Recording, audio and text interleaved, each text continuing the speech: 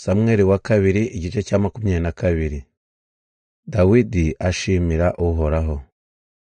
Uhoraho amaze gukiza Dawidi abanzi be bose, cyane cyane Sawuli, Dawidi amuririmbira iyi ndirimbo agira ati: Uhoraho ni urutare runkingira, ni ubuhungiro ntamenywa bwanjye, ni umukiza wanjye.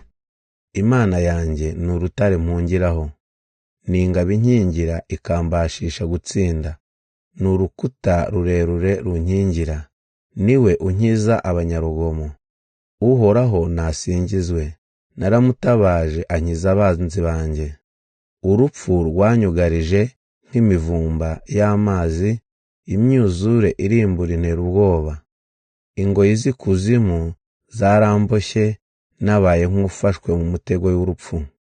Nageze mu kaga ntakambira Uhoraho, ntabaza Imana yanjye kugira ngo intabare. Yanyumvise yibereye mu ijuru, yumvise ugutabaza kwanjye.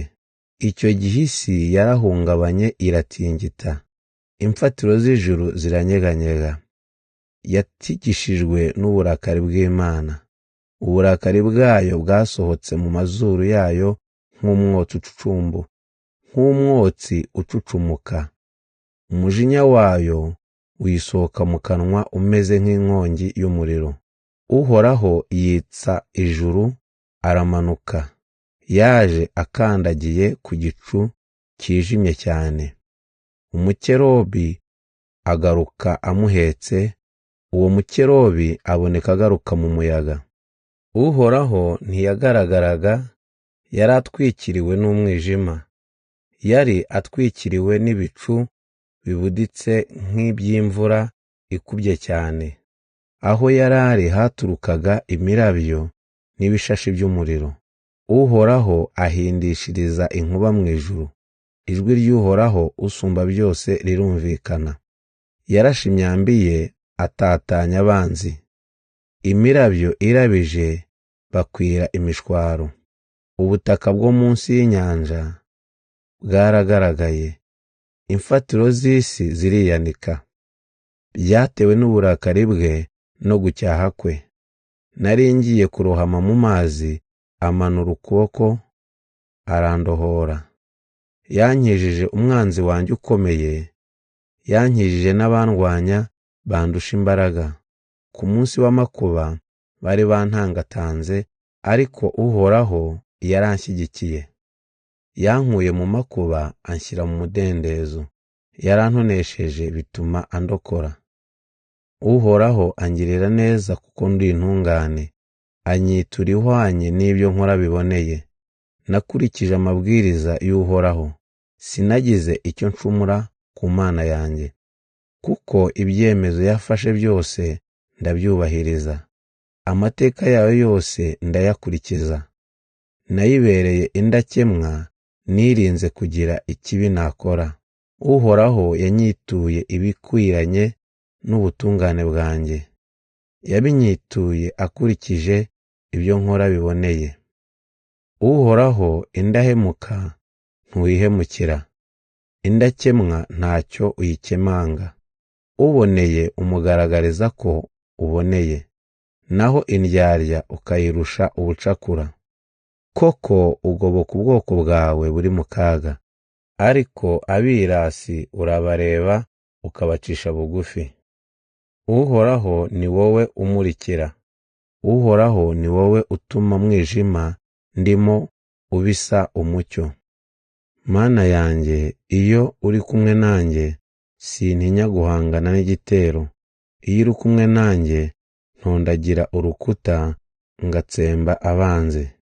Imigenzereze y'Imana ntigira amakemwa, ibyo Uhoraho avuga biratunganye. Ni ingabo ikingira abamuhungiraho. Uhoraho wenyine niwe Mana. Imana yacu niyo yonyine rutare dukingira. Imana mpungiraho ni inyembaraga, niyo inyobora inzira itagira amakemwa. Impa kugenda nta mpungenge nk'imparakazi itondagira ibihanamanga.